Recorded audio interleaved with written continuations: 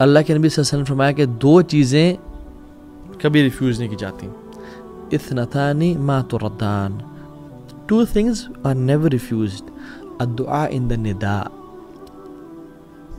پہلی چیز اذان کے وقت دعا کرنا, اللہ اکبر, اور دوسری ہے جب بارش ہو رہی ہو. میں اور آپ ہماری زندگیوں میں کم از کم 5 ٹائم تو اذان ہوتی ہے نا, اور ماشاءاللہ ہم تو مسلم ملک میں رہتے ہیں تو کتنی اذانیں ہو رہی ہوتی ہیں الحمدللہ. تو جب اذان ہو رہی ہو اس ٹائم دعا کرنا, اور میں اور آپ کتنے غفلت سے اس اذان کو سن رہے ہوتے ہیں اور نہ تو اس کا جواب دیتے ہیں اور نہ اس ٹائم دعا کرتے ہیں. یہ صحیح جامع کی اوتھینٹک حدیث ہے 3078.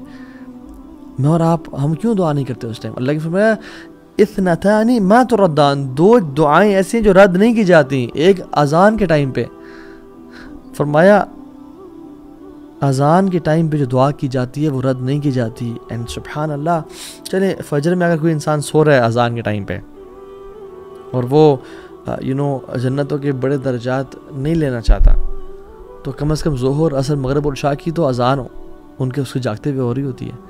تو اس کو چاہیے کہ اس اذان کو غور سے سنے اور اس ٹائم دعا کرے اللہ تعالیٰ سے. ہاں اذان کا جواب بھی دے, اور اس کے بعد جو دعا پڑھنا مسنون ہے اللہم رب ہذہ دعوت التامہ وہ بھی پڑھے, لیکن اذان کے ٹائم دعا لازمی کریں. We student miss this opportunity. And how negligent are we. گھر میں بیٹھے ہیں, اذان ساتھ مسجد ہو رہی ہے, اذان کی آواز آ رہی ہے, اینڈ وی نیور میک دعا, and then we are in need of all the دعاز, اینڈ دین وی سے کہ اللہ دعائیں قبول کر. But we miss these beautiful opportunities. یہ ڈیلی روٹینز ہیں جو ہمیں اختیار کرنی ہے اپنی زندگیوں میں, یہ گولڈن ٹپس ہیں.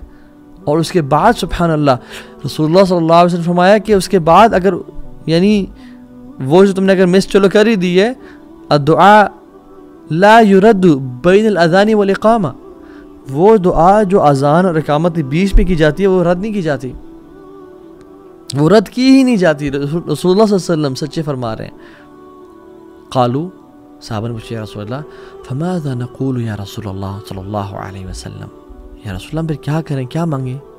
آپ نے فرمایا صلی اللہ العافیہ فی الدنیا والآخرہ, اللہ سبحانہ تعالیٰ سے عافیت کا سوال کرو دنیا میں بھی اور آخرت میں بھی. یہ ترمذی کی 3594 نمبر حدیث ہے. تو عافیت کا سوال کرو. اور بھی دعائیں کی جا سکتی ہیں. میں اور آپ اذان کے بعد چلنگ کر رہے ہیں, موبائل پہ بیٹھے ہیں, یوز کر رہے ہیں موبائل کو, آرام سے اٹھے, لیٹ وضو کیا اور تکبیر اللہ کو مس کر کے پہنچے نماز میں, لا الہ الا اللہ. جو شخص مسجد میں جاتا ہے اس کو چاہیے کہ مسجد میں جلدی جائے اور دعائیں کرے.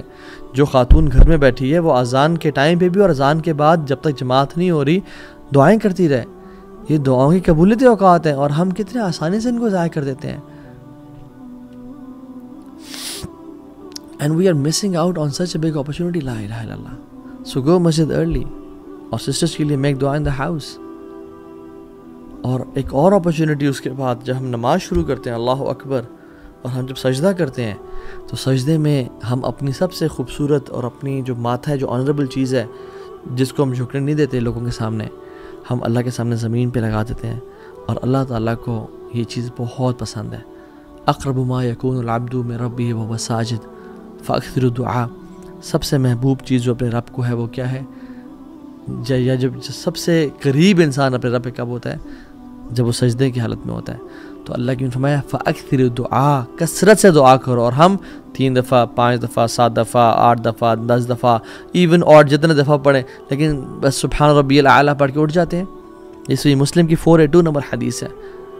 ہمیں چاہیے کہ ہم کثرت سے دعائیں کریں, چاہے وہ قرآنک دعائیں ہیں یا وہ احادیث میں آتی ہیں. قرآن پڑھنے سے منع کیا گیا لیکن قرآنک دعائیں ہم کر سکتے ہیں. شیخ السمین رحمہ اللہ کا فتویٰ ہے. تو دعا کر یا مقلب القلوب ثبت قلبی علی دینک, یا اللہ میرے گناہوں کو معاف کر دے, اللہم اغفر لی. جتنی بھی دعائیں ہیں عربی میں انسان مانگے تو کثرت سے دعائیں مانگے. اور ایک اور حدیث, ابو موال بالی نے رضی اللہ تعالیٰ عنہ رسول اللہ پوچھا, رسول اللہ علیہ وسلم کون سی دعا اللہ تعالیٰ سنتے ہیں؟ تو پہلے ہم نے ذکر کر لیا تھا جوف اللیل الاخر, جو رات کے آخری حصے میں کی جاتی ہے.